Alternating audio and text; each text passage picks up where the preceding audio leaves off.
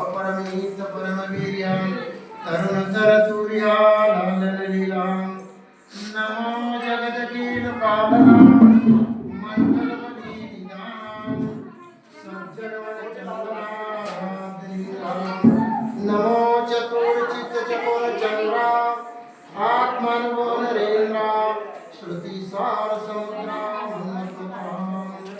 नमो शिवावजन भांजनां भवे कुंभभंजनां विश्वोद्भवना श्री गुरुराया तुमचा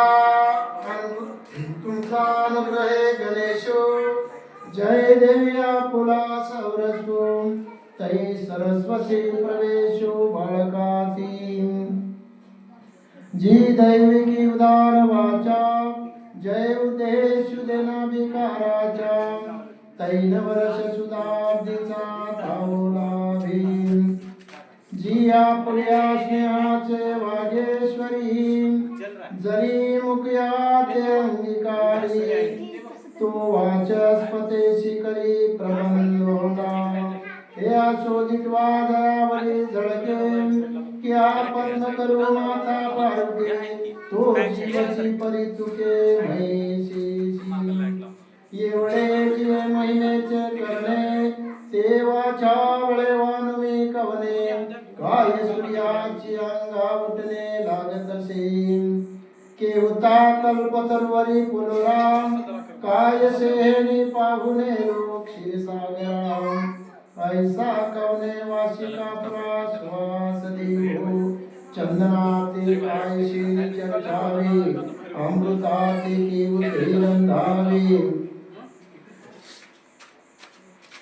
गगनावरी उगवावे घडे केली जैसे श्रीकृष्णाचे महिमा करितार्यसे साधन हे जाणून मन केले तरी प्रज्ञेचे आतिलेपणे श्री गुरु सामर्थ्यारूप करुणे तरी ते मोतिया भिंग देणे तैसे होईन का साडे पंधरिया रजसवनी तैसी स्तुतीची ही बोलणी उगयाची माता देवी चरणी हिची वरे कुंडली भारे हरी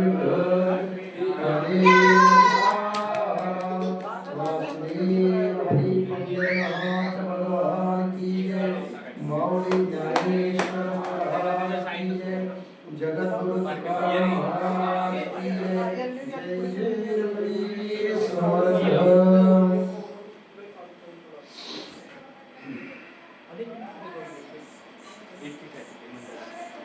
स्वधर्म जो बापा तोच नित्य यज्ञ जाणपा म्हणून वर्तता तेच बापा संसार नाही अध्याय 3 श्लोक क्रमांक 9 श्लोक क्रमांक 9 मध्ये स्वधर्मावरती माऊलीने भाष्य केलेले उभे आहे स्वधर्म जो बापा तोच नित्य यज्ञ जाणपा म्हणून वर्ततात तेच पापा संचारू नाही मनुष्य जीवासाठी बोललेली बोले आहे फक्त मनुष्य जीवासाठी पुढच्या याच्यात काय सांगतात हा निज धर्म जै सांडे आणि कुकर्मी रती घडे दैची बंधू पडे संसारिकू म्हणून स्वधर्मानुष्ठान ते अखंड यज्ञ याजन जो करी कया बंधन काहीच नाही आलो को कर्मे बांधिला जो परतंत्रा बुडला तो नित्य यज्ञाते चुकला म्हणूनिया आता याची विषयी पार्था तुझ सांगेन मी एक कथा जय सृष्ट्यादी संस्था ब्रह्मयानी केली त्याच्या माऊलीने भाष्य केलेलं आहे स्वधर्मावर ज्ञानेश्वर महाराजांनी हे भाष्य कृष्ण अर्जुन संवादामध्ये कृष्ण अर्जुनाला सांगतोय स्वधर्म काय आहे आणि जीवाचं त्याच्यामध्ये हित चुके आहे लपलेलं आणि जीव प्रकृतीच्या अनुषंगाने स्वधर्म टाकून प्रकृतीच्या सोहळ्यामध्ये कसा अडकला जातोय याच्यावर भाष्य करत असताना सांगायला लागले स्वधर्म सांगत असताना एक दृष्टांत तुम्हाला सांगतो स्वधर्म राजा धृतराष्ट्र मग राजाला माझं आणि तुझं म्हणायचा अधिकार नाही राजा हा प्रत्येक प्रजेचा प्रतिनिधित्व करणारा आहे आणि प्रजा ही राजाला समान लेकरा समान असते. म्हणून राजाला प्रतिनिधित्व करत असताना भेदभाव करण्याचा अधिकार नाही. म्हणून राजा धृतराष्ट्राला पुत्र मोह निर्माण झाला आणि या पुत्र मोहामध्ये त्याला माझा आणि परका हा भाव त्याच्या मनामध्ये तयार झाला. मामका पांडवा माझी आणि पंडूची मुलं कुरुक्षेत्र युद्ध भूमीवर काय करायला लागल्या कुणाला विचारतोय? संजयाला.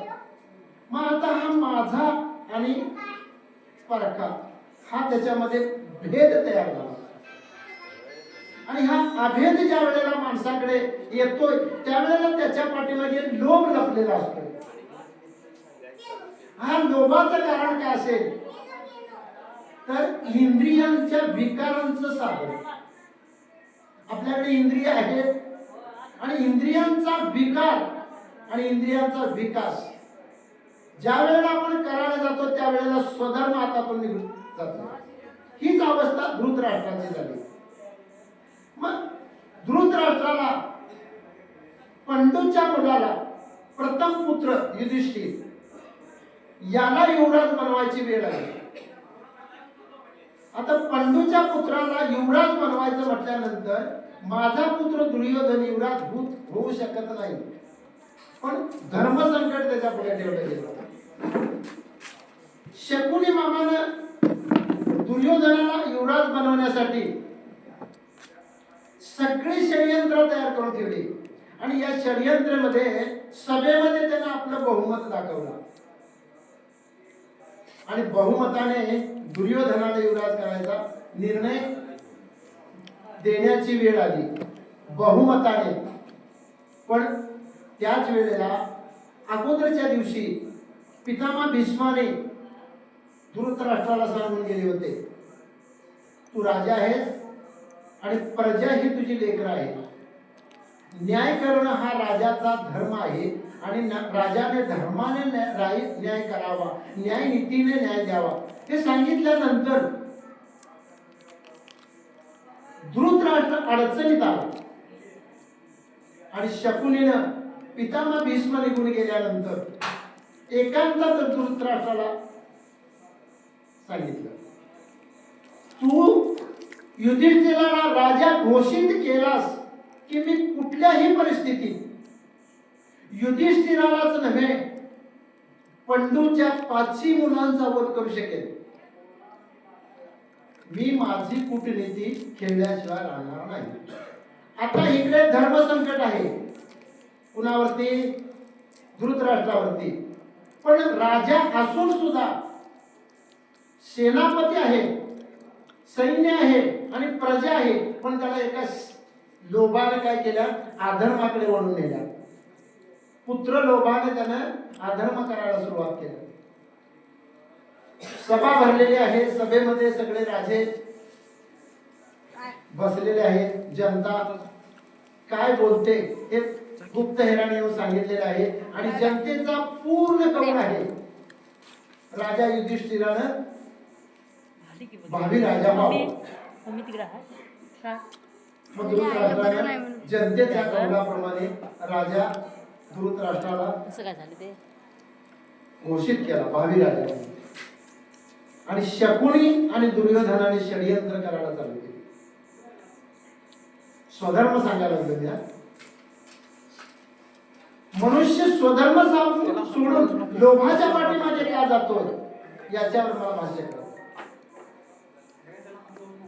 आता हा षडयंत्र करतोय धृतराष्ट्र. भावी राजा धृतराष्ट्र घोषित झालेला आहे आणि शकुनी षडयंत्र करतोय. आता षडयंत्र काय केलेलं आहे त्यानं? वारणावत नगरीमध्ये शिव मंदिर आहे आणि त्या शिव मंदिरामध्ये वर्षातून एकदा यात्रा भरते आणि त्या वारणावत नगरीच्या लोकांच्यासाठी शकुनीने काय केलं? 10-20 आपले सवंगडी तयार केले आणि धृतराष्ट्रामध्ये येऊन सभेमध्ये सांगायला चालू केलं यंदा चालू वर्षी जनतेची इच्छा आहे की वारणावत नगरीमध्ये युधिष्ठिराने यावं आणि पूजा अर्चा विधी कार्यक्रम करावा. धृतराष्ट्राने मान्य केलं. आता वारणावत नगरीमधले लोक सांगतात म्हटल्यानंतर तुम्ही मान्य करणार नाही. धृतराष्ट्राने मान्य केलं. शकुनीने काय केलं, धृतराष्ट्राला सांगितलं वारणावत नगरीमध्ये आहे माल, त्याची डागडूग करायला पाहिजे म्हणायला लागला, रिपेरी थोडीशी करायची. आणि ह्यानं कोंढराटदाराला घेतला आपल्या ताब्यात आणि त्याला बांबू, लाख आणि कापूर मिश्र करून घराची रिपेरी करायला सांगितली. आता ह्यानं कोंढराटदाराला आपल्या ताब्यात घेतल्यानं कोंढराटदार जर बोलला तर मृत्यू. त्याने लाक्षागृह तयार केला, 7 महाल तयार केले उत्तम प्रकारचे, आणि तिथे सगळा राजाचा उपभोग नेऊन ठेवला. वरती त्याच्यावर कलर काढला होता, लाख वापरला होता त्याला, त्या भिंतीना त्याला कलर बिलर असा बेस्टपैकी काढून तो तयार करून ठेवला. आणि वारणावत नगरीमध्ये हे 5 पांडव आणि कुंती ज्या दिवशी मुक्कामाला जातील त्याच रात्री आग लावण्याचा प्लॅनिंग करून ठेवला, सगळा व्यवस्थित करून ठेवला. अधर्म सांगायला लागलो. स्वधर्म जो बापा तोची जाण यज्ञ. आपला स्वधर्म किती मोठा यज्ञ आहे आणि त्याचं रक्षण कोण करतंय हे इथे सांगितलेलं आहे. वर्ततात तेच पापा संचारू नाही. स्वधर्माने जर हे केला तुम्ही तर तिथे पाप संचार करू शकत नाही. आता वारणावत नगरीमध्ये पांडवांना पाठवलेलं आहे, हत्ती घोडेस्वार सगळं देऊन सैन्य घेऊन सगळं सामुग्री दिलेली आहे, तिथे राहण्याची सोय उत्तम प्रकारची केलेली आहे, सगळं करून पाठवलेलं आहे. शकुनीने, धृतराष्ट्राने, गांधारी मध्यालयातलं काय नाही, फक्त दुर्योधनाने दोघांनी षडयंत्र तयार केले, व्यवस्थित केलं आणि पाठवले. त्यांनी 5 पांडवांच्यासाठी 5 सेवक आणि ऐसावांच्यासाठी कुंतीसाठी 1 दासी शैलेंद्री नावाची सुविधा व्यवस्थित करून ठेवली. आता त्यानं सांगून ठेवलेलं आहे रात्री 12 वाजता आग लावायची. हे सगळं षडयंत्र तयार झालं आणि हे सगळं षडयंत्र तयार झाल्यानंतर इकडे भगवंताला जायचं. बलराम कृष्ण दोघेजण गप्पा मारत असताना एकमेकाला सांगतात, आता आपण सम्रासुराच्या सम्रासुर नव्हे जरासंधाच्या तावडीतून सुटलोय. जरासंधाने वध झालेला आहे, पण पांडवांच्या वरती एक मोठं संकट आलेलं आहे. कोण सांगतोय? कृष्ण भगवान सांगतोय बलरामाला. आणि तेवढ्यावरच तो थांबतो आणि हा ध्यान लावून सगळं तिकडे काय चाललंय ते बघत असतो. आता हे पांडव जाऊन तिथे राहिलेले आहेत. एवढ्यात म्हणजे गुप्त हेराने येऊन विदुर काकांना सांगितले. विदुर काका हे हरिभक्त आहे आणि कुंती मातेने देवाची पूजा केलेली आहे आणि देवाला सांगते काय संकट आलं असेल तर तूच निवार कर. आता इथं सांगितलेले आणि ह्या पूजेची वेळ एकच असते आणि तिकडं ते संकट षडयंत्र तिकडे चालू असते. एवढ्यात म्हणजे गुप्त हेराकडवी बातमी विदुर काकांच्या कानावर पोचते आणि विदुर काकांना वेळ कमी मिळतोय.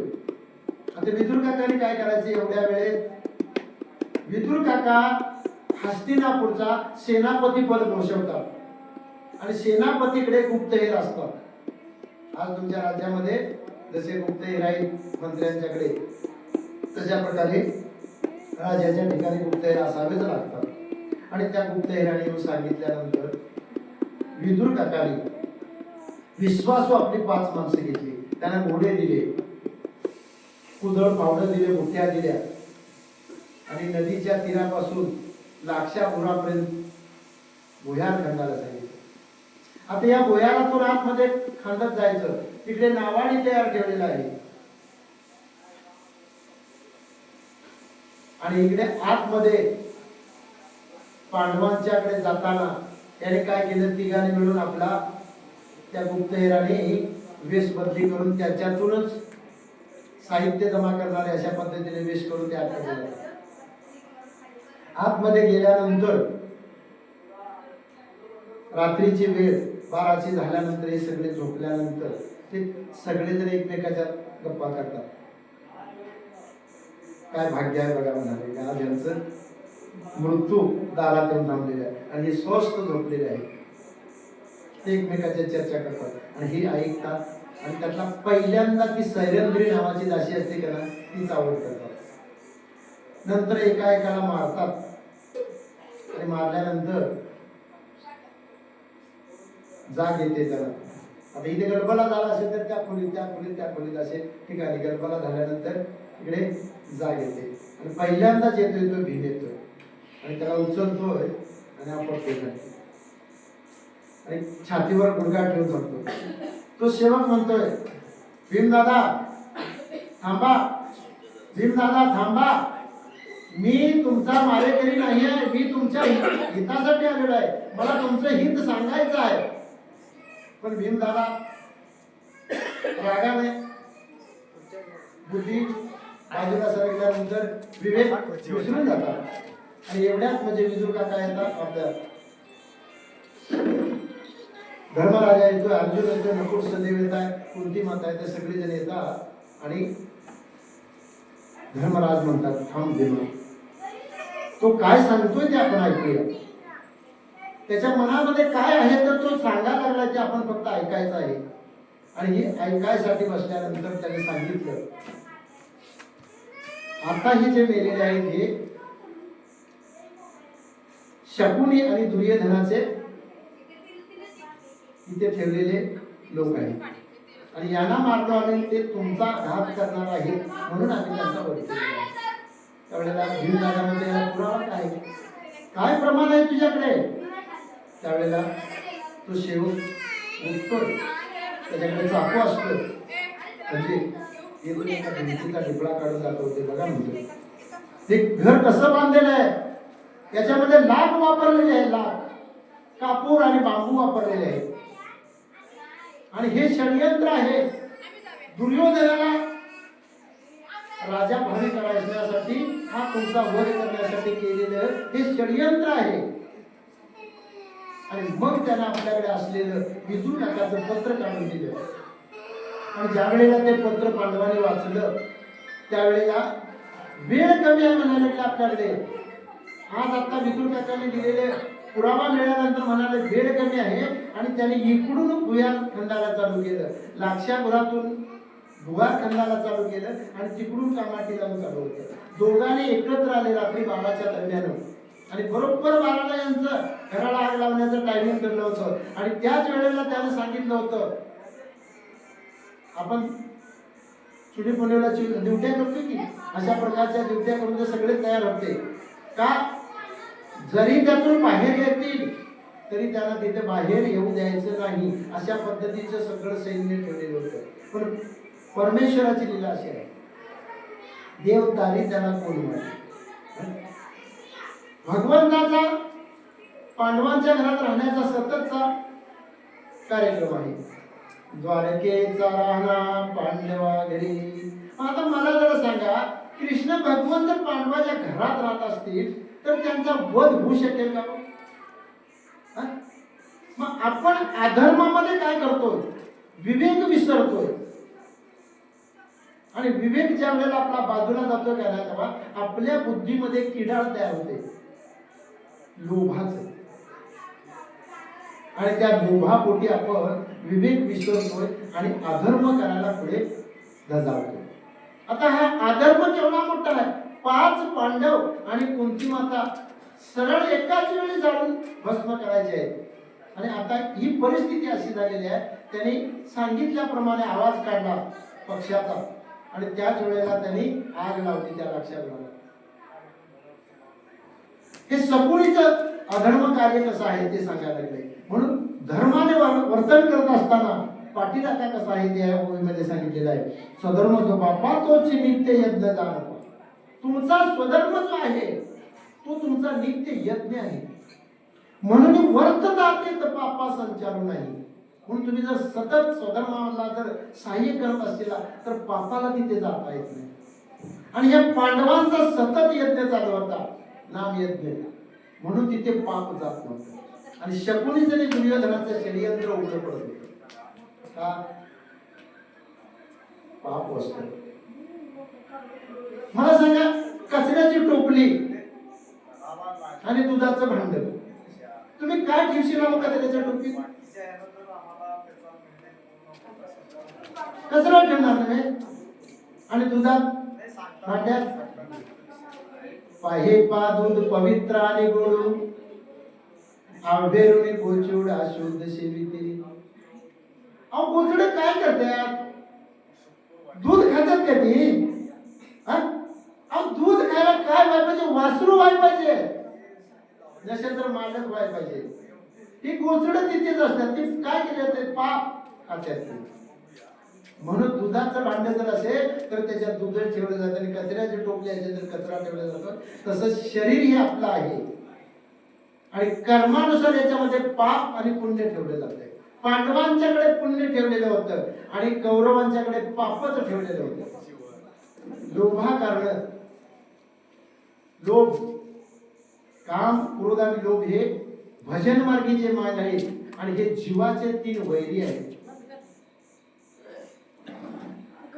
आता याने आग लावल्यानंतर हे पांडव कुंती मातेला घेऊन बोह्यालातून बाहेर पडले. विदुर काकाने दिलेली वल्कल म्हणजे पांढरी वस्त्र परिधान केली आणि नावाड्यानं नदी पार केल्यानंतर सांगितलं, इथून पुढे तुम्ही जायचं, रात्री प्रवास करायचा आणि इथून पुढे गेल्यानंतर ठिकाणं सांगितलेली सगळी. आणि तिथे गेल्यानंतर पांचाळ देश, त्या पांचाळ देशाच्या सीमेच्या आत तुम्ही जायचं आणि माधुकरी मागून खाऊन दिवस करायचे. त्यावेळेला भीम आणि अर्जुन म्हणतो, आम्ही जास्त दिवस माधुकरी खाऊन भीक मागून जगणार नाही. त्याला धर्मराजा सांगतो, असं आपल्या राज्याबद्दल बोलायचं नसतं. प्रारब्धाने आलेले भोग आहेत ते आपण भोगायचे असतात. म्हणून वर्ततात ते पापा संचार नाही, स्वधर्म जो पापा जाण नित्य यज्ञ. म्हणून मनुष्य जीवानं स्वधर्माला जतन केलं पाहिजे. आपण काय करतोय? संपत्तीला जतन करतोय आणि नात्याला जतन करतोय. मला सांगा, तुमच्याकडे नातं आहे ते शरीर संबंधी आहेत का आत्मसंबंधी आहेत? मग शरीर संबंधी आहे ते मेल्यानंतर येतात का आत्म्याच्या उद्धारासाठी येतात? मग मेल्यानंतर येत असतील, धनाच्या आसरी येत असतील तर ते शरीर संबंधी तुमचे जे आहेत का ना, ते शरीराच्या स्वाळ्यात असतात. आत्म्याचे स्वाळे करायला येत नाहीत ते. आणि आत्मा किती वेळा जन्मा यावे, किती व्हावे फजित, म्हणून जीव भ्याला शरण गेला विठ्ठलाला. जीव एकटा शरण जातोय आणि शरीर संबंधी नातं, धन संपत्ती ही बाजूला राहते. म्हणून आपण जे करतोय ते जीवासाठी कधीच काय करत नाही. जीवासाठी जर तुम्हाला करायचं असेल तर एक धर्मच तुमचा जीवाचं रक्षण करू शकतो. आणि तुम्हाला वैकुंठाला नेण्याचं कार्य करत असेल तर तुमचा धर्म नेऊ शकतो. अधर्म तुम्हाला नरकाकडे नेऊ शकेल, स्वर्गाकडे नेऊ शकत नाही. अधर्म तुम्हाला महाल माड्या बंगले देऊ शकेल, पण अधर्म तुम्हाला मुक्ती देऊ शकत नाही. अवघड काय ते बघा, तुम्ही ठरवायचं. म्हणून धर्म स्वतःचा कसा जतन करायचा आणि धर्माला कसं सांभाळायचं याचं जर शिकलं त्यानंतर ते जीवाच्या उद्धाराचं सांगतं. आपण जीवाच्या उद्धाराचं काय करत नाही. आपण जे जे करतोय का नाही ते प्रकृतीचे स्वाळे. मला सांगा, आता 15 आपला माहीचा आहे.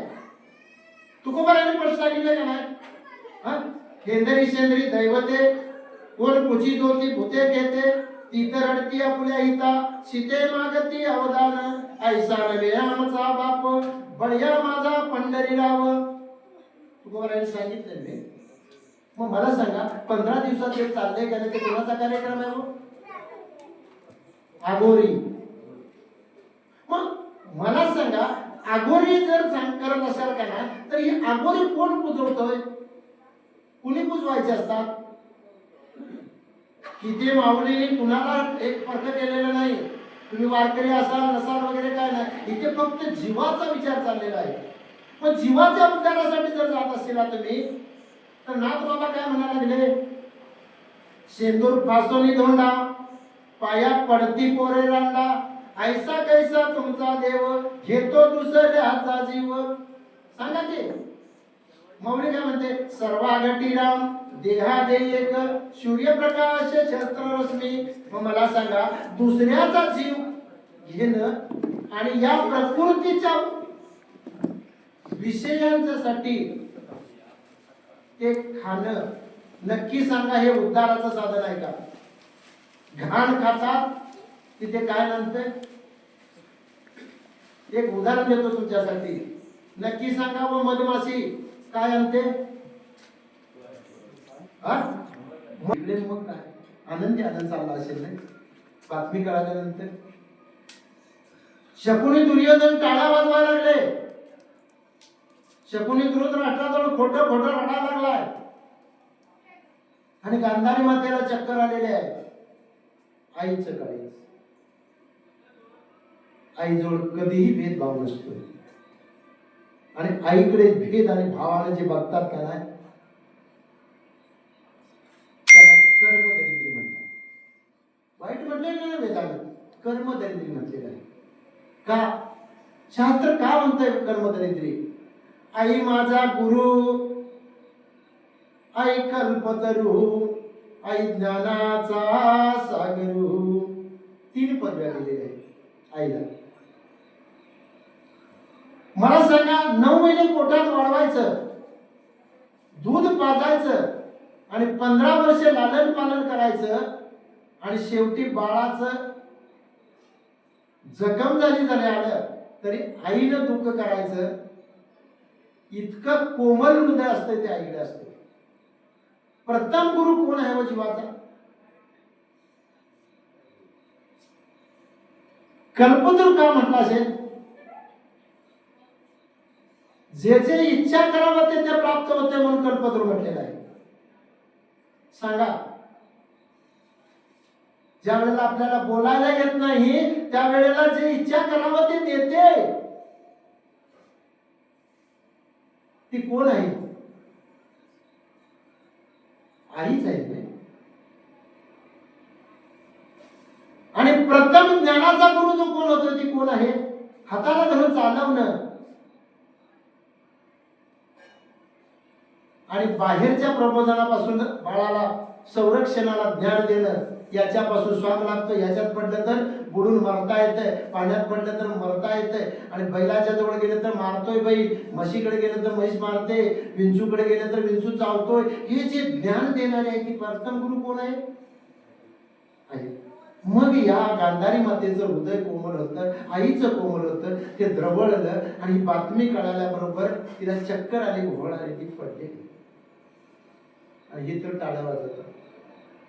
आणि ही बातमी द्वारकेमध्ये पसरली आणि द्वारकेत बातमी पसरल्यानंतर अक्रूर काका कृष्णाकडे जातात, ते बलरामाकडे जातात बातमी सांगायला. त्यावेळेला बलराम सुद्धा दुःखी होतो पण कृष्ण भगवान निवांत राहतात, सगळ्यांचं ऐकून घेतात. आणि सगळं कळाल्यानंतर बलराम दादा म्हणतो कन्हैया आता आपण हस्तिनापुराला जायला पाहिजे. कृष्ण म्हणतो जाऊ भैया आता आपण जायचं आहे, पण जाऊन आपण काय करायचं? तर बलराम दादा म्हणतोय शांतवन करायचं.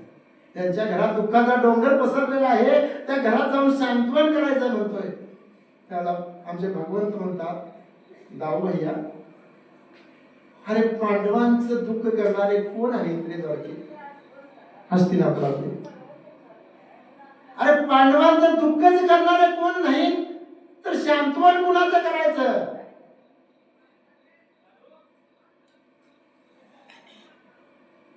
आज तुम्ही जर पांडव असाल तर सभोवती तुमच्या कौरव आहेत, तुमचं दुःख करणारे कोणी नाही. नको नको मना गुंतू माया जाळी, काळाला जवळी ग्रासावया. काळाची या बुडी पडेल बा जीवा, सोडविना तेव्हा भाई बाप. सोडविना बंधू पाटीची बहीण, शेजेची कामीन दूर राहे. तुका म्हणे तुला सोडविना कोणी, एक चक्र पाणी वाचवून या. भगवत म्हणतोय जाऊ भैया, अरे सांत्वन करणारे इतके कोण आहे तिथे, पांडवांचं दुःख करणारे इतके कोण आहे. शक्यतो म्हणायला लागला सगळ्यांना आनंदच आहे. आतमध्ये वरवर लटक दुःख दाखवतात. आज हीच परिस्थिती आहे. लटकन दुःख दाखवणार आहे, खोटं खोटं रडणारे किती आहे. म्हणून बाबांनो, जीवाचा विचार करा. घेईन मी जन्म याच्यासाठी देवा, पुढे जन्माला यायचं आपल्याला. अंश आहे देवाचा, याला मरण नाही, जीवाला मरण नाही.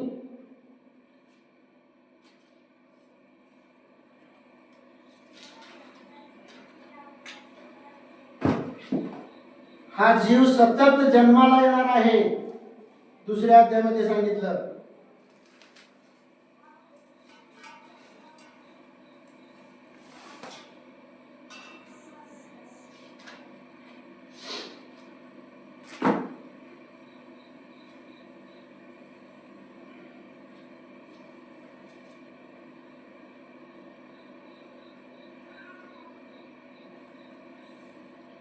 दुसऱ्या अध्यायामध्ये सांगितलेलं आहे स्पष्टपणे, न छिदंती शस्त्राणी. आत्म्याला कशानेही कापता येत नाही, अग्नीने जाळता येत नाही, वाऱ्याने सुकवता येत नाही, पाण्याने ह्याला ओलं करता येत नाही. हा अमर आहे. आपल्याकडे पुरावे आहेत, साधू संतांनी पुरावे ठेवलेले आहेत. घेईन मी जन्म म्हटल्यानंतर पुरावा आहे. तुकोबारा काय म्हणाले, आम्ही वैकुंठवासी आलो याच कारणाशी, बोलिले जे ऋषीचाच भावे वर्तावया, झाडू संतांचे मार्ग आढळानी भरले जग. पुरावा आहे का नाही? कुठे होते तुकोबारा? वैकुंठात. आले कसे? संत म्हणाले, नामदेव महाराज संत म्हणाले. पण आपल्याकडे पुरावे आहेत. रामायणामध्ये कोण होती? वानर होती. कृष्ण अवतारामध्ये सावंगडी झाले, आणि आता पांडुरंग अवतारामध्ये तुम्ही आम्ही कोण आहोत? वारकरी. खेळ मांडी हेला मग अशा वळवंटी, नाचती वैष्णव भाई रे. मग त्या वळवंटामध्ये जे जे नाचायला लागले जातात का ना, ते खरोखर पाठीमागच्या जन्माचं सुकृत घेऊन आलेले आहेत, जन्माला आलेले आहेत, आणि तेच पांडुरंगाचे भक्त झालेले आहेत, वैष्णव झालेले आहेत. वैष्णव वेगळा, वारकरी वेगळा, आणि माळकरी वेगळा. आता वाऱ्या करायला लागल्यात लोक, गर्दी झाल्या पंढरपुरात. वारकरी नाही का होते? वर्षाला जातात.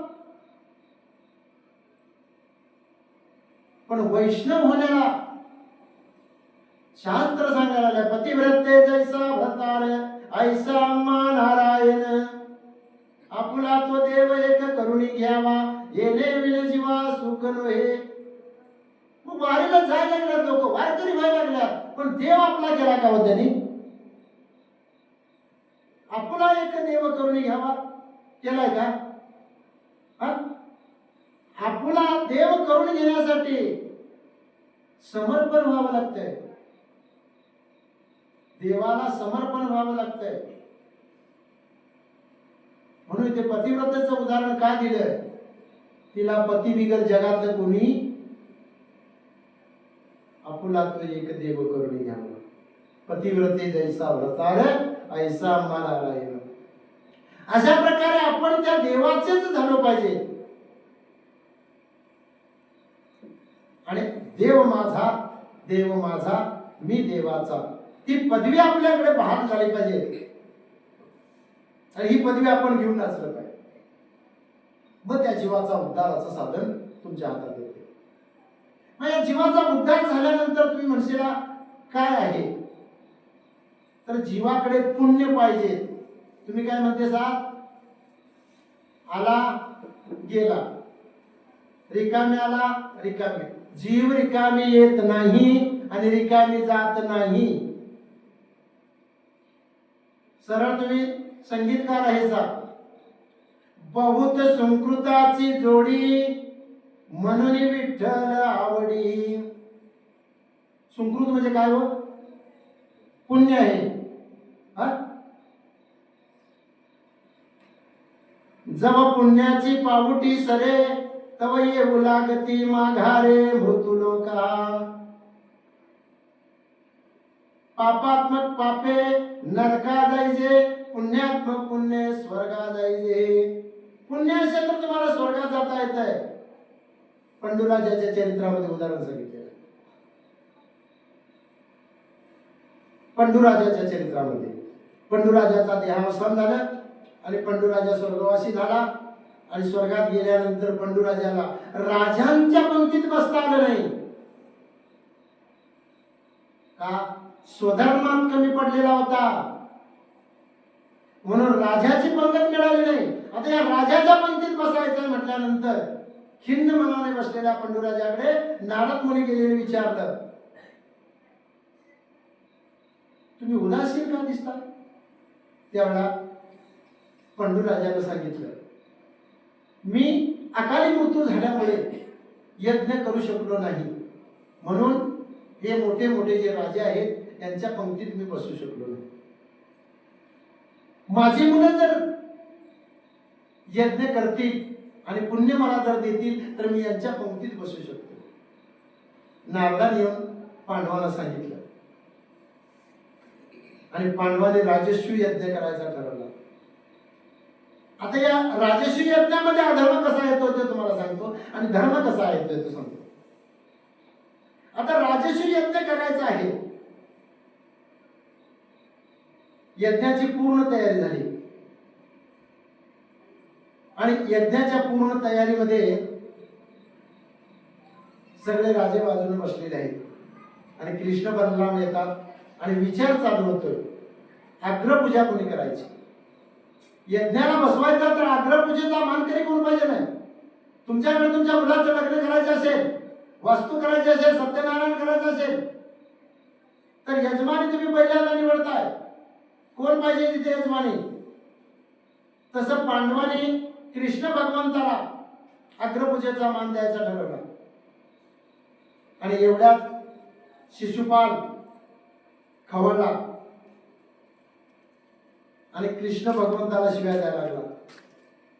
अरे म्हणा लागला, गवळ्याचं पोर आहे, आम्ही क्षत्रिय आहोत.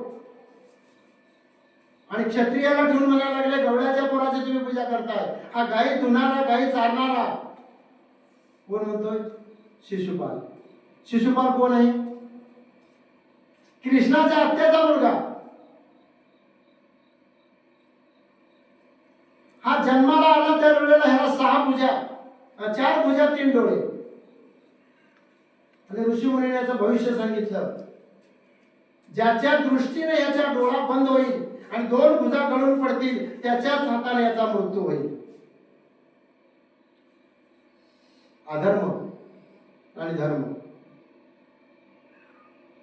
ज्याला जीवदान दिले तोच कृष्णाला शिव्या देतोय. सांगा, अधर्म का धर्म हो? स्वधर्म जो बापा तोची नित्य यज्ञ जाणपा, म्हणून वर्तता तेच पापा संचार नाही. मला या ओव्याच भाष्य करायचं आहे. मनुष्य जीव आपल्या जीवाचं सोडून द्यायला लागलाय आणि लोकांचंच बघायला लागलाय. शिशुपाल काय करायला लागला? त्या कृष्णाचंच बघायला लागलाय, गवळ्याचा आहे म्हणून. अरे तो सुरसेन राजाचा नातू आहे, वसुदेवाचा पुत्र आहे, राजघराण्यात त्याचा जन्म झालेला आहे. देवकी मातेनं गोकुळात नेऊन ठेवलं वाचावा म्हणून, म्हणून त्याला गवळ्याचा म्हणतात.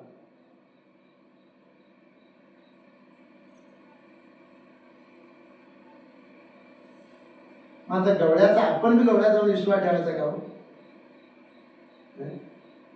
अहो, माझ्या भगवंताने चारी वर्णामध्ये काम केलं.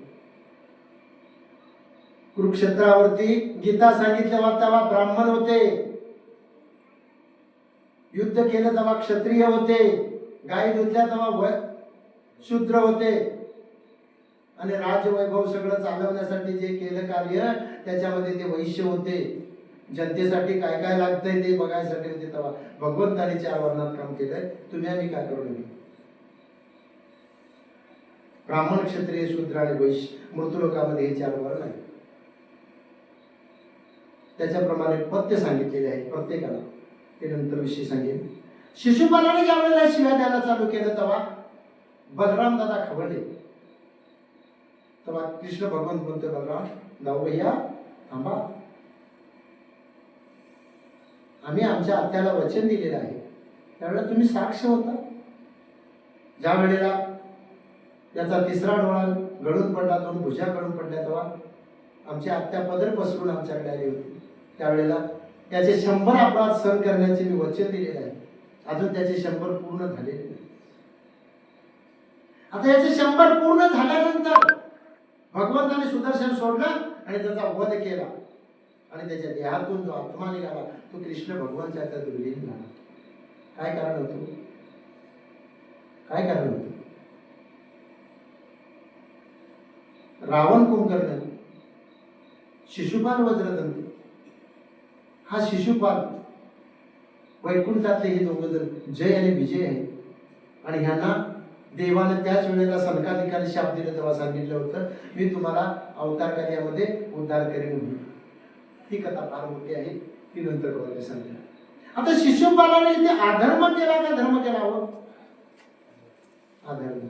म्हणून वर्तता तेच पापा संचारू नाही. तुम्ही स्वधर्म जर जतन ठेवलेसा तर इथे पाप येऊ शकत नाही, आणि स्वधर्म जर सोडलेसा तर पाप आल्याशिवाय नाही.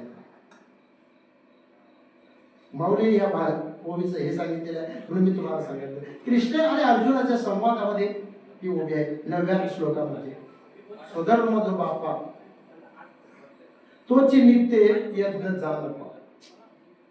हा स्वधर्म म्हणजे आपला सतत यज्ञ चालू आहे. कसा यज्ञ चालताय ते तुम्हाला सांगतो मी. ज्या वेळेला दुर्वासांनी द्रौपदी मातेकडे भोजन मागितलं त्यावेळेला ते पुण्य मागायला गेले द्रौपदी मातेकडे. आता आम्ही भोजनाला बसलोय, 1000 यज्ञाचं तू पुण्य दिलीस तर मी भोजन करेन. अक्षरशः द्रौपदी माता लढायला लागली आणि कृष्ण भगवंताचा धावा केलेला आहे. कृष्ण भगवंत आले, द्रौपदी मातेचं सांत्वन केलं आणि सांगितलं, अरे 1000 काय म्हणायला लागले, 1,00,000 यज्ञाचं तू पुण्य दिलीस तरी तुझ्याकडे शिल्लक असताना तू का रडतेस? द्रौपदी माता अचंबित झाली आणि म्हणायला लागली, अरे कन्हैया, हा दुर्वास 1000 यज्ञाचं मागायला लागला आणि तू म्हणतोस माझ्याकडे 1,00,000 यज्ञाचं पुण्य आहे. अरे कधी मी केले रे एवढे यज्ञ? त्यावेळेला कृष्ण भगवंताने सांगितले,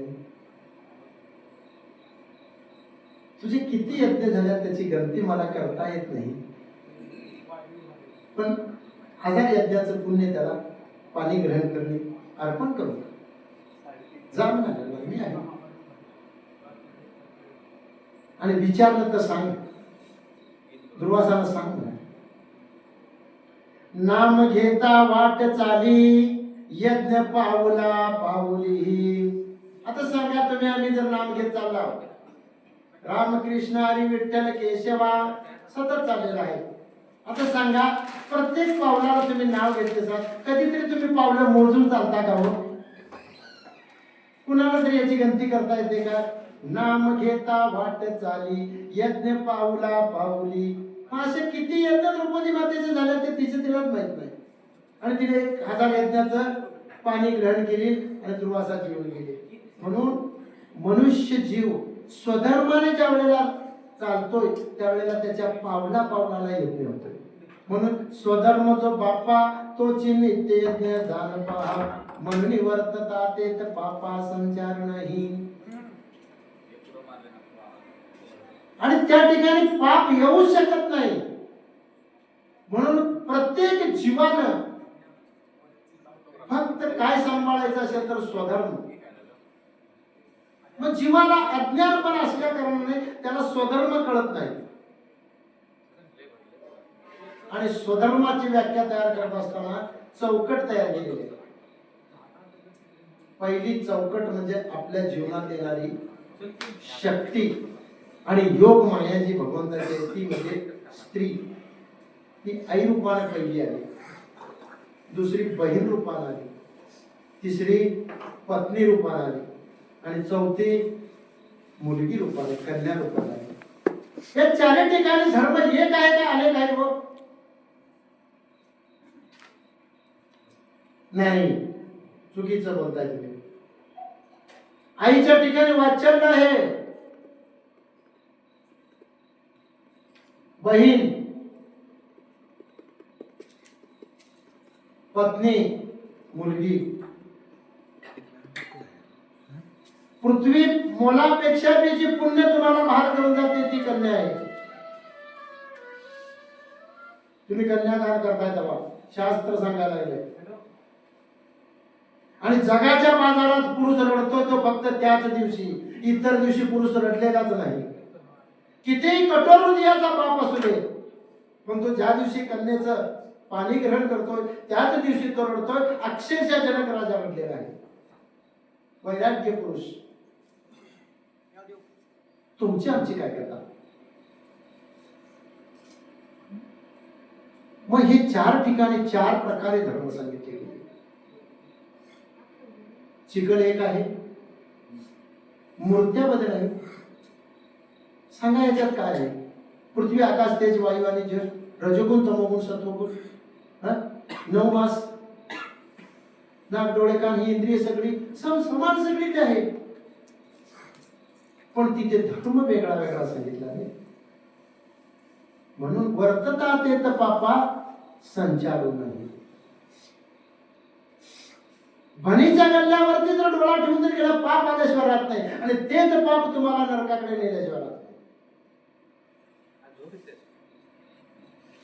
पत्नीचा त्याग करून तिचं सगळं सर्वस्व लुटून घ्यायचं आणि तिचा त्याग करायचा, नरकाकडे तुम्हाला नेल्याशिवाय राहत नाही.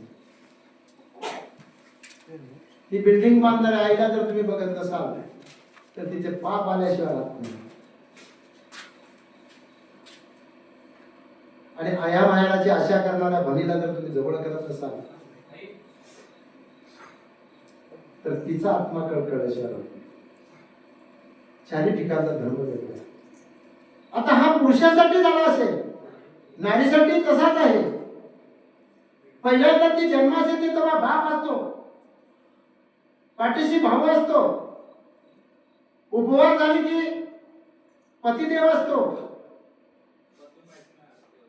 आणि ज्या वेळेला जन्माला येतो तेव्हा प्रतिआत्मा म्हणून तो मुलगा असतो. तिचाही धर्म तितकाच आहे. म्हणून वर्तता तेत पापा संचार नाही. तुम्ही धर्माने जर त्या धर्माचं पालन केले तर तिथे पापच येऊ शकत नाही. आणि हे शिशुपालाच्या तिथे सांगायचं होतं कृष्ण भगवंताच्या इथे. आणि मग ते पुण्य ज्या वेळेला पांडवांनी केल्याने यज्ञाचं आणि जे पुण्य बहाल केल्याने ते पुण्य बहाल केल्यानंतर ते पंडू राजाला तिथे स्वर्गात पुण्य मिळालं. आणि ते पुण्य मिळाल्यानंतर तो राजा मांधाता हरिश्चंद्र यांच्या पंक्तीत जाऊन बसला. आता त्यांच्या पंक्तीत बसल्यानंतर म्हणणार तुम्ही काय सुख आहे? त्यांच्या पंक्तीत बसल्यानंतर आपल्याला काय लाभ आहे? यमराजाच्या दरबाराचा न्याय करायचा अधिकार तर नाही. या जीवाची ज्या वेळेला देहापासून मुक्ती होते तेव्हा या जीवाला यमदूत आणि देवदूत घेऊन जातात. आणि त्या जीवाला पाप पुण्य मोजण्याचा कार्यक्रम करण्यासाठी न्याय मंडळ बसलेले आहे. ते राजे आहेत त्या पंक्तीतले. आणि त्या राजाने न्याय दिल्यानंतर त्यांच्या समोर 2 दूत आहेत एक विश्वकर्मा या जीवानं केलेलं कर्म चित्रीकरण करून दाखवणारा. आज तुमच्याकडे आहे ना रेकॉर्डिंग करण्यासाठी चित्रीकरण. मग ते चित्र केलेल्या त्याच्यात तुम्हाला बघायला मिळते ना सिटी कॅमेऱ्यामध्ये काय चाललंय ते. तसंच ते आहे. आणि दुसरा विश्वकर्मा आहे. आपण काय केले ते केले कर्म भोगा आले उपजले मेले आयशे किती. आपण काय म्हणतो मी कर्म केले ते चुकीचं काय पुण्याचं आहे हे आपल्याला कळत नाही. त्याचं कारण अज्ञान आहे. अज्ञान. मग लोक काय म्हणायला लागले वारकरी संप्रदाय अज्ञान अज्ञान म्हणतात. कशाचं अज्ञान आहे? वारकरी संप्रदायामध्ये ग्रंथाचा अज्ञान आहे प्रत्येक जीवाकडे. तो ग्रंथापर्यंत गेलेला नाही. वैसता संतांचे संगती कडो येईल कमळापती. ग्रंथ तेची संत निमित्त मात्र प्रतिमा. संत निघून गेले या जगातून पण त्यांनी आपलं काव्य ठेवून गेलेलं आहे. आपला देव ठेवून गेलेला आहे आणि आपलं तीर्थ ठेवून गेलेलं आहे. आपण अनेकांच्या पंथाला बोलतोय. काय त्यांच्याकडे मूळ ना ढाळ शाखा ना पल्लव. का बोलता तुम्ही त्याच्यासाठी? आणि माझा संप्रदाय असा आहे. भगवान शंकरापासून चालत आला वारकरी संप्रदाय. आताच म्हटलं नाही तुम्ही हरिपाठामध्ये आदिनाथ उमा बीज प्रगटले. भगवान शंकरापासून चालत आला. वेणी प्रसादे विभूती दाता ज्ञानदेव असा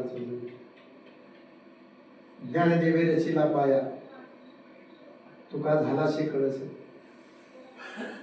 साधन सोपं आहे का हो? ते कळण्यात काय काय? ज्ञानाचा सागर असा का माझा ज्ञानेश्वर आहे. कळू शकते ते ज्ञान? का कळत नाही? गुरु करत नाही. सद्गुरु सारखा असता पाठीला का इतरांची लेखा काय वर्णू. सद्गुरु झाला गुरु झाला. वारकरी संप्रदायामध्ये जाताना तुम्ही फक्त गुरुला हाताला धरा गुरुच्या बोटाला धरा. कशाचीच भीती तुम्हाला वाटत नाही. जीवाच्या उद्धाराचं साधन करा. प्रकृतीच्या सोहळ्यासाठीची संप्रदायामध्ये तुम्हाला हे नाही. पंढरी नामाचा बाजार. आता बाजारच भरलेला आहे. पण त्या बाजारात जायचं असेल त्याला तुम्हाला तर ते नाम पाहिजे. पंढरीमध्ये गेल्यानंतर नाम. आता हे नाम तुम्हाला घ्यायचं आहे ते गुरुकडून घ्यावं लागते. ये हृदयीची या हृदयी घातले. कृष्ण अर्जुनाने ज्या वेळेला गीता सांगितली तेव्हा अर्जुनाने गीता ती जशी होती तशी श्रवण केली. या हृदयीचे त्या हृदयी घातले. गुरु शिष्य झाले. आज तुमच्याकडे ज्ञान आहे. डॉक्टर आहे वकील आहे इंजिनियर आहे. तुम्ही मला सांगा गुरु बिगर तुम्हाला ज्ञान मिळालं का हो? मग वारकरी संप्रदायाने सद्गुरूला प्राधान्य दिलं का? देऊ नये. मोक्षाचा मार्ग आहे जीवाच्या उद्धाराचा मार्ग आहे. आणि आपल्याला मोक्ष नको जीवाचा उद्धार नको. काय पाहिजे? प्रकृतीचे सोहळे. आजच्या जगात प्रकृतीचे सोहळे तुम्ही जर करत असाल तर प्रकृतीच्या पाठीमागे नाचवणारे कोण आहे? काम क्रोध आले लोक. ते भजन मार्गीचे मार्ग आहेत. ते नरकाकडे नेणारे ती गजर आहे. आणि म्हणून तुम्हाला वारकरी संप्रदाय आमचा सांगायला लागलाय जीवाच्या उद्धाराचं कार्य करा. प्रकृतीचे सोहळे कसेही होतात.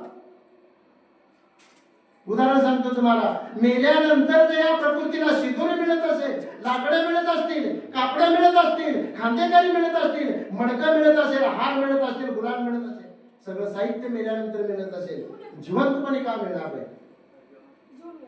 विश्वास नाही. विश्वास नाही आमचा. जीवाच्या उद्धाराचं साधन करा. म्हणून संतांचं वाङ्मय घ्या. त्याच्यातला भावार्थ बघा. आणि भावार्थ सोडवण्यासाठी सद्गुरूच पाहिजे. एक अभंगाचं उदाहरण सांगतो तुम्हाला. पती जन्मले माझ्या उदरी मी झाले रे तयाची नोरी. पतिव्रता धर्म पहा माझा पती भोगीत से ओझा. निर्गुण पती आवडे मज मी झाले रे तयाची भांज.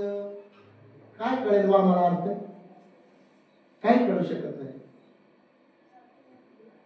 मग आता मला नक्की सांगा, ही प्रकृती कोण आहे आणि आत्मा कोण आहे याची पाहणी करण्यासाठी जर गेले सांगायला तर सद्गुरूच पाहिजे. जीव ब्रह्म आणि माया, ही माया आहे भगवंताची आणि आतमध्ये आहे तो भगवान परमात्मा पांडुरंग आहे. देह ही पंढरी आत्मा पांडुरंग, नांदतो केवळ श्रीहरी, मन पुंडली कावरोनिया धरा, तेने होये सोयरा पांडुरंग. विषयाचा त्याग करा आणि आत्मा आणि प्रकृती हे मायबाप आहेत, त्यांची सेवा करा. त्या पुंडलिकानं सेवा केली. तो पुंडलिक म्हणजे कोण आहे? मन आहे. मन पुंडलिक आवरोनी धरा. आणि या मनाला तुम्ही या प्रकृतीची आणि आत्म्याची सेवा करायला सांगा. त्यावेळेला देवच तुमच्या समोर आहे.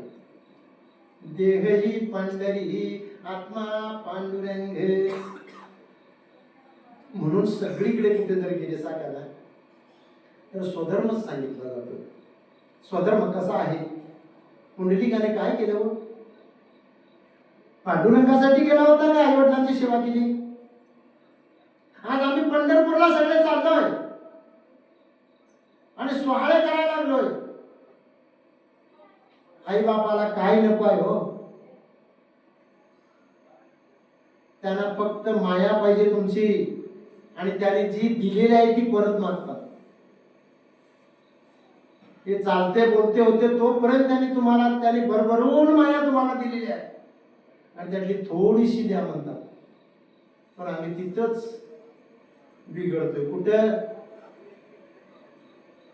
शुभमंगलम सावधान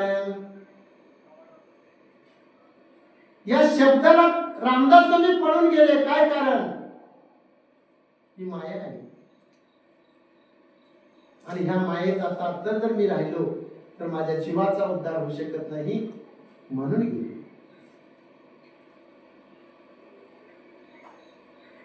संसार हा मायेचा आहे आणि परमार्थ हा परमात्मा आत्म्याचा आहे. मग आत्म्याचे सोहळे करायला शिका. म्हणून माया कळली पाहिजे. ही भगवंताची माया आहे.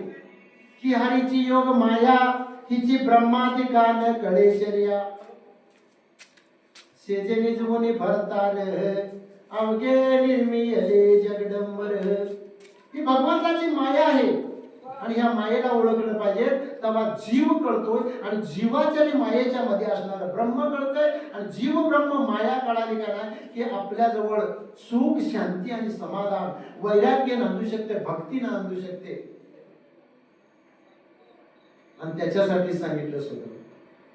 आणि आता आपल्याला काय पाहिजे तर तो स्वधर्मच नको आहे. आणि हीच स्वधर्माची व्याख्या सांगत असताना भगवान शंकरांनी कार्तिक स्वामीला आणि गणपतीला परीक्षेचं साधन सांगितले. आता दोघं उपवास झालेले आहेत, लग्न करायची वेळ आलेली आहे आणि सगळ्या पुरोहितांनी सगळ्यांनी मिळून ठराव घातलेला आहे. सगळे बसलेले आहेत आणि आता दोघांचं लग्न करायचं आहे. पण शर्यत आहे. दोघं पहिल्यांदा जो येईल त्याचं लग्न पहिल्यांदा केलं जाईल. मग शर्यत काय अट काय घातली होती? पृथ्वी प्रदक्षिणा करून यायचं. आणि किती? 3 वेळा. आता कार्तिक स्वामींचं वाहन आहे मोर आणि या विघ्नहर्त्याचं वाहन काय आहे? उंदीर. आता पळायचं कुणी? पृथ्वी प्रदक्षिणा घालायला जास्त पळणार कोण? मोर. हा चला जावा म्हटल्यानंतर कार्तिक स्वामी मोरावर बसले, ते निघून गेले. कार्तिक स्वामीने एक प्रदक्षिणा घातली तरी हे विघ्नहर्ता जायला तयार नाही. तो म्हणाला मी जगाचं विघ्नहरण करतोय, मला विघ्न येऊन काय करू शकेल? मी जगाला सुख देतोय, माझ्याकडे दुःख कशासाठी येणार मला? आम्ही रोज म्हणतोय सुख करता दुःख करता. सुख बी करतोय आणि दुःख बी हरतोय म्हणून आम्ही त्याचं नाव घेतोय रोज. कार्तिक स्वामींची दुसरी प्रदक्षिणा झाली तेव्हा या हनुमंतराला निमंत्रण केलं. मूषक स्वामी चला म्हणायला लागले, आपण प्रदक्षिणा करूया. मी उंबरावर बसले आणि भगवान शंकर आणि पार्वती माता जिथे बसली होती त्यांच्या बाजूनच 3 प्रदक्षिणा करायला सुरुवात केली. तेवढ्यात कार्तिक स्वामी आले, न्यायवाडा चालू झाला. स्वधर्म जाण बाप्पा वर्ततात तेथे पापा संचारू नाही. हा जगाचं विघ्न करणारा, जगाला सुख देणारा, तो म्हणायला लागला मी काय वाईट केले ते सांगा, चुकीचं काय केले ते सांगा म्हणायला लागला. माय बाप म्हणायला लागला पृथ्वीपेक्षा मोठी असतात, मग मी कुणाला प्रदक्षिणा घातली? पृथ्वीला घातली काय? जर समजा आईच नाही बापच नाही तर मी कुठून येणार आणि मला पृथ्वी प्रदक्षिणा घालायला कधी मिळणार? मग कोण मोठं? मोठं कोण आहे? आई वडील मोठे आहेत म्हणून कार्तिक स्वामी हारले. तसे तुम्ही आम्ही कार्तिकच आहोत. शर्यत जिंकणारे, सासूचं उत्पन्न मिळालं, आई बाबा म्हणतोय तू काय दिलास आहे माझ्यासाठी. शर्यत हारणारे कार्तिकच आहेत आम्ही. आता ही स्वधर्माबद्दल मी सांगायला लागलोय, इथेही स्वधर्म आमचा फसला जातोय. हनुमंतरायला गेले द्रोणागिरी आणायला आणि रावणाने सांगितलं कालनेमी दैत्याला जा म्हणायला लागले, तिथं साधू वेश घे आणि हनुमंतरायाला तिथे रमवून ठेव. हनुमंतराया सूर्य उगवेपर्यंत थांबवून ठेव. सूर्यास्त झाल्यानंतर लक्ष्मण वाचणार नाही. स्वधर्म जाण बाप्पा वर्ततातेत बाप्पा संचारू नाही. पण हनुमंतराय स्वतःचा स्वधर्म टाकतील का? ह्या कालनेमी दैत्याला भुलणार आहेत का ते? त्याने तर रामप्रभूची सेवेचा वसा घेतलेला आहे आणि स्वधर्म टाकून ह्या कालनेमी दैत्यासाठी बसणार आहे. हा बसलेला आहे साधूचा वेश घेऊन. श्रीराम जय राम, श्रीराम जय राम जप चालू आहे. मग हनुमंतराय काय जिथे रामाचा गजर चाललेला आहे तिथे जाऊन बसणार आहे. रामनामाचा आवडता बसला जाऊ. काल मी म्हणायला लागला हनुमंतराया अंघोळ करण्याचा म्हणला तर मी तुला गुरुदक्षिणा देतो, तू शिष्य मी गुरु. बरं झालं म्हणाले हनुमंतराया. गेले सरोवरावरती जाऊन अंघोळ केले. तिथे एक शापित गंधर्व अप्सरा होती. ती मगरीच्या रूपात होती. तिला उशाप दिलेला होता. हनुमंतराया ज्या वेळेला इथे स्नान करायला येईल तेव्हा त्याचा स्पर्श झाल्यानंतर तुझा उद्धार होईल. त्यावेळेला तिला स्त्री देह मिळाला आणि तिने सांगितले तो साधू नाही म्हणायला लागली, तो कालनेमी दैत्य आहे.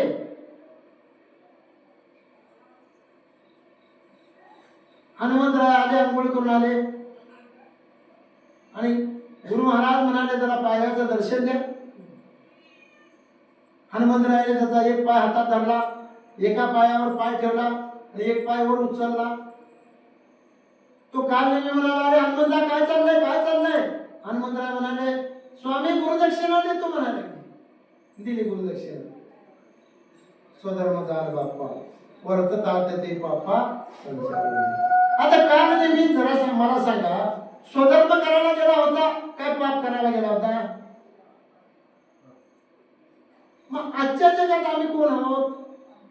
आम्ही कालनेमी आहोत काय हनुमंत आहोत? हनुमंतराला फसवणारे आम्ही कालनेमी. एकादशी आली तरी आम्ही पूजाच करतो. वर्ततात ते तर पापा संसार नाही, पुण्य करता पाप घडे. किती अवघड आहे, किती अवघड आहे. माझा महाभारतामध्ये तुम्ही जर गेले असाल तर प्रत्येकाच्या ठिकाणी असणारं पाप कसं आहे आणि पुण्य कसं आहे आणि कुरुक्षेत्रावरती कसे मारले जातात हे जर बघायचं असेल का तर महाभारतात जाऊ.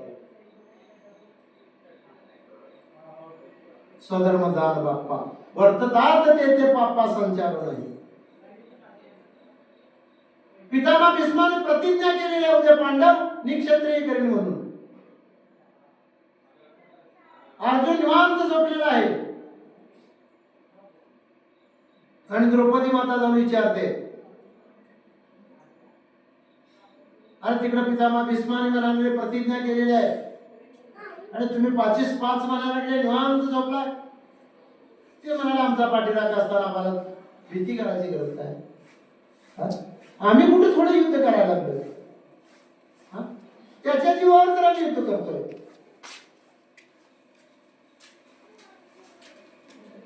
आता संकट कुणाकडे पाठवलं आहे? कृष्णाकडे. आता द्रौपदी माता गेली कृष्णाला सांगायला, पितामह भीष्माने प्रतिज्ञा केले, उद्या माझं कसं होणार? मग कृष्ण भगवान म्हणाले, आता तुझं कसं होणार ते तुझ्या पतीला विचार, मी याच्यात काय सांगू शकेल? नाही म्हणाले, तू पाठीला कायच नाही, पांडवांचा आहेस नाही, माझं सौभाग्य तू वाचवू शकत नाहीस?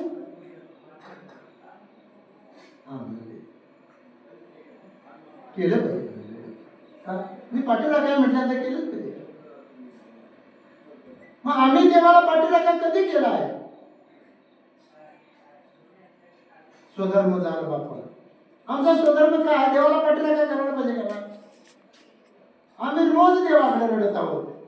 पोराला काटा लागला, म्हैस दूध देत नाही. किती रडायचं? अहो ज्याचं त्याचं प्रारब्ध आहे. तुम्ही स्वधर्म जतन ठेवा. वर्ततात ते पापा संचार नाही. तिथे पाप येऊ शकत नाही. आणि पाप जिथे येतंय तिथे संकट आल्याशिवाय राहत नाही. पितामह भीष्माने प्रतिज्ञा केली, पण संकटच पितामह भीष्माच्याकडे गेले. प्रतिज्ञा केली दुर्योधनासमोर आणि सांगितलं दुर्योधनाला पत्नीला भेटायला पाठवून दे. आता ह्यो आनंदी झालेला आहे. पितामह भीष्म उद्या पांडवांना मारणार आहे. आता कुरुक्षेत्र युद्धभूमीवरती उद्या पांडव नाही होणार आहे. याला आनंद झालेला आहे. आणि ह्याने पत्नीला पाठवून दे, पितामह भीष्माने सांगितलेलं आहे, आशीर्वाद देतो म्हणून, म्हणजे माझी अडचण रिपेरी होईल. ते विसरले. कृष्ण भगवंताने द्रौपदीला घेतलं, बांगड्या वाजवू नको सांगितलं आणि अंधारातून पितामह भीष्माच्या छावणीत रात्रीच्या वेळेस गेलेले आहे. युद्ध किती जरी मोठं असेल तरी एकमेकांच्यात रात्री जायला परवानगी ठेवलेली आहे. धर्मयुद्ध आहे. द्रौपदी माता गेली, पितामह ध्यान लावून बसलेले आहे, डोळे झाकलेले आहे आणि द्रौपदी मातेने जाऊन पितामह भीष्मांच्या पायावरती मस्तक ठेवलं. पितामह भीष्मांची समाधी भंग होत नाही म्हणून बांगड्या वाजवल्या आणि बांगड्या वाजवल्यानंतर बांगड्याचा आवाज आल्यानंतर पितामह भीष्माने दुर्योधन पत्नी आई म्हटल्याने सौभाग्यवती म्हणून आशीर्वाद केला. द्रौपदी आईसाहेबांनी पदर पाठीमागे केला आणि पितामह भीष्माला विचारतात, आज श्री आता तर तुम्ही प्रतिज्ञा केली पांडव निक्षत्री करीन म्हणून आणि आताच तुम्ही मला आशीर्वाद देताय सौभाग्यवती बघून, कोणत्या जन्मीचं फळ आहे? पितामह भीष्माने विचारले, तू एकटी आली सर? नाही म्हणाली. द्रौपदी ही तुझी बुद्धी नाही, तुला कोणीतरी वाचवणार आहे. कोण आहे? त्यावेळेला द्रौपदी मातेने सांगितले, सौंदर्य आहे. कोण सौंदर्य? बघू, बोलव तरी. भगवंता, अरे तुझी माया कळत नाही रे. माझ्या मुखातून तू निक्षत्री करीन म्हणून वधवून घेतलास आहे आणि तूच माझ्या मुखातून वधवून घेतलंस आहे सौभाग्यवती म्हणून. तुझी लीला कळत नाही भगवंता. अरे मी भक्त नाही, तू देव आहे. तुझी इच्छा जर असेल तर मी उद्या मरायला तयार आहे. पितामह भीष्माने भगवंताला सांगितलं आणि द्रौपदी मातेला सांगितलं, जा अर्जुनाला सांग, मी स्त्री जातीवर बाण मारत नाही. आता ती शिखंडीची कथा पाठीमागची मी सांगत नाही. आणि शिखंडीला अर्जुनाला सांग, रथात घे आणि माझ्याशी युद्ध कर म्हणून. आणि ज्या वेळेला अर्जुनाने शिखंडीला पाठीमागे घेतलं आणि बाण मारायला चालू केलं, तो अर्जुन थरथर कापायला लागला. आजोबाला कसा मारू? मांडीवर खेळणं, लालन पालन जे आजोबाने केलं ते आजोबाला कसं मारायचं आणि हळूच बाण वाढायचं आणि मारायचं, खुश किशन जाऊन बाण टोचल्यासारखा व्हायचा. पितामह भीष्माने सांगितले क्षत्रिय आहेस, क्षत्रियाने धर्माने युद्ध केलं पाहिजे आणि क्षत्रियाला शत्रू दिसला पाहिजे, नातं दिसता कामा नये. त्यावेळेला अर्जुनाने बाण मारायला चालू केले आणि बाण मारल्यानंतर पितामह भीष्माने शिखंडीला बघितले, धनुष्य खाली केलं आणि अर्जुनाने बाण मारले. पितामह भीष्माच्या देहाची चालत झाली आणि शरपंजरी पडली. पितामह भीष्म वर्ततात पापा संचार नाही, प्रतिज्ञा केली खळांच्या शक्तीला लागून, पण भगवंताने तीच प्रतिज्ञा संकट रूपाने त्यांची त्याच्याकडे घातली. भक्त असून सुद्धा संकटात पडावं लागले. पण वर्तता ते पापा संचार नाही, स्वधर्म जाण बापा स्वधर्म. पितामह भीष्माने द्रौपदी मातेला शेवटच्या वेळेला सांगितलं, माझी बुद्धी घाण पडली, त्याचं कारण काय सांगितलं? दुर्जनाच्या घरचं अन्न खाणे त्याचा दोष नाही. द्रौपदी मातेला शरपंजरी पडल्यानंतर ज्या वेळेला धर्मराजाला राज्यविद्येचं ज्ञान देत होते त्यावेळेला प्रश्न विचारला, तात श्री माझं वस्त्रहरण केलं त्यावेळेला तुम्ही बोलू शकला नाही, काय कारण झालं? अधर्माचा अन्न खाण्याचा दोष लागला. वर्ततात पापा संचार होईल, स्वधर्म जो बापा तोची नित्य यज्ञ जाण पा. वर्ततात पापा संचार नाही, हा निज धर्म जय सांडे आणि कुकर्मी रती घडे, तहीची बंधू पडे संसारिको. म्हणून स्वधर्मानुष्ठान हे अखंड यज्ञ आजन, जो करी तया बंधन काहीच नाही.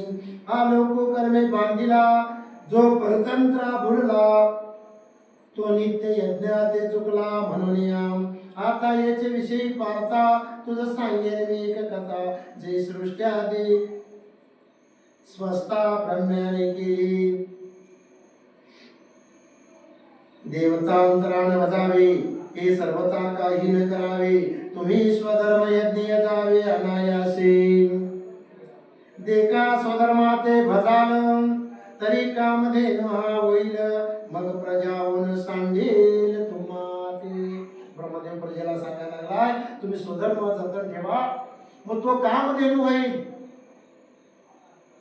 म्हणून साधू संतांनी इच्छा करावी आणि देवा. तुका म्हणे कल्पतरू, जे जे इच्छा करू ते ते पुरविशी. मग संतांच्यासाठी त्यांचा धर्मच कल्पतरू झाला. म्हणून ब्रह्मदेव सांगतात, एका स्वधर्माते भजाल, तरी कामधेनु हा होईल, मग प्रजा होऊन संडेल तुम्हाते सदा. या स्वधर्माच्या पूजिता देवतांगना समजता, योगक्षम निश्चिता करती तुमचा. मग मृत्यू लोकांमध्ये जी जी दैवत आहेत ती तुमचा सेवा करतील. म्हणून तुम्ही स्वधर्म जतन ठेवा. कोण सांगायला लागलंय? ब्रह्मदेव सांगायला लागलेला आहे. कुणाला? जनतेला सांगायला लागलेला. म्हणून वर्तता तेत पापा संचार नाही. म्हणून स्वधर्म एवढा मोठा आहे.